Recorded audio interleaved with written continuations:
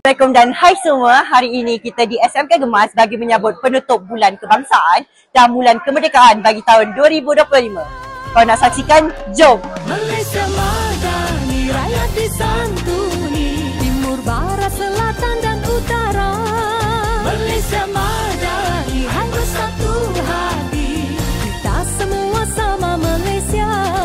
Malaysia madani, rakyat disantuni, satukan rasa demi negara. Malaysia madani, hai bersatu hati, kita semua sama Malaysia. Berdiri megah, selamanya kita bersama, warisan takkan binasa. Setia gagah bersama kita merdeka.